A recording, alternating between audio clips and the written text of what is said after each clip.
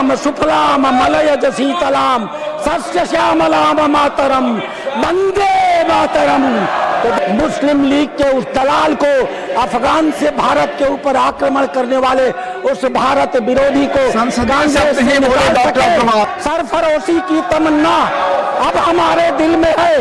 देखना है जोर कितना बाजुए कातिल में है।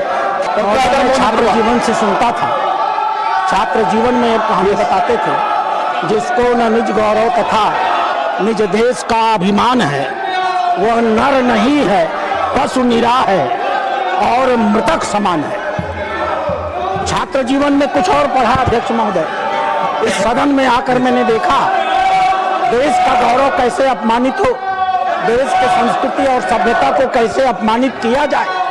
इस देश में लगातार ये परंपरा चलती आ रही और उसके सबसे बड़े प्रतीक के रूप में सभापति महोदय वंदे मातरम का यह गान था।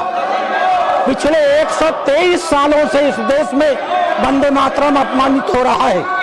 पिछले 123 सालों से भारतीय स्वतंत्रता आंदोलन की जो आत्मा थी, इस देश के क्रांतिकारियों के रोए रोए में जो गीत बजता था, जिससे प्रेरणा लेकर के इस देश के क्रांतिकारी इस देश के लिए अपना बलिदान करते थे, उस वंदे मातरम को सिर्फ आज की ही नहीं, स्वतंत्रता आंदोलन के दौरान की भी कांग्रेस ने लगातार अपमानित करने का काम किया है।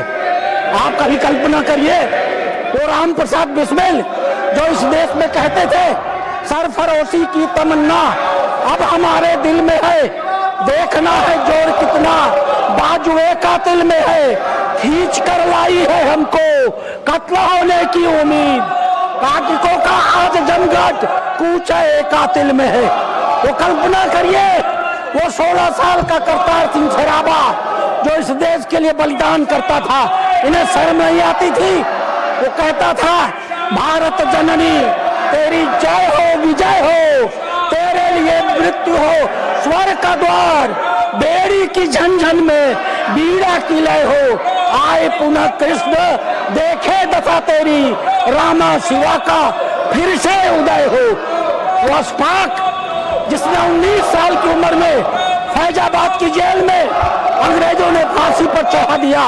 अध्यक्ष महोदय वो कहते थे उर्जे कामयाबी पर कभी हिंदुस्तान होगा, रिया सैयद के हाथों ये अपना आसिया होगा।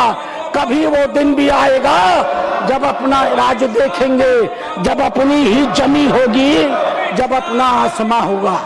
ऐसे ऐसे त्याग, ऐसे ऐसे बलिदान, ऐसे ऐसे देश के लिए अपना सर को चारपत करने वाले लोग, यह ऊर्जा उन्हें कहां से आती थी?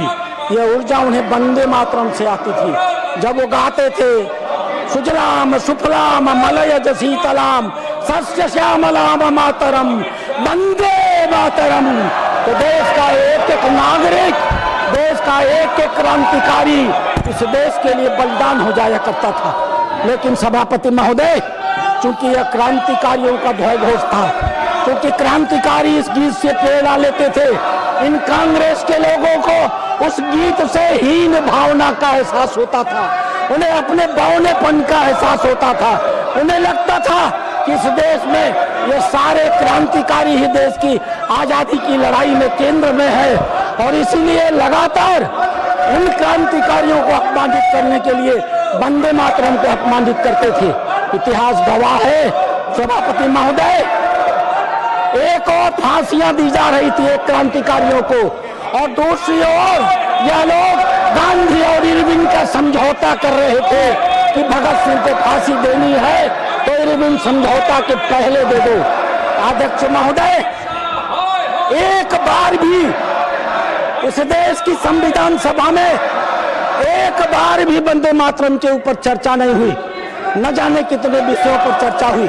1923 में जब कांग्रेस के अधिवेशन में कांग्रेस के अध्यक्ष ने वंदे मातरम को अपमानित किया और कहा कि कांग्रेस के अधिवेशन में वंदे मातरम नहीं गाना जाएगा, इनकी हिम्मत नहीं हुई कांग्रेस के उस अध्यक्ष को, मुस्लिम लीग के उस दलाल को, अफगान से भारत के ऊपर आक्रमण करने वाले उस भारत विरोधी को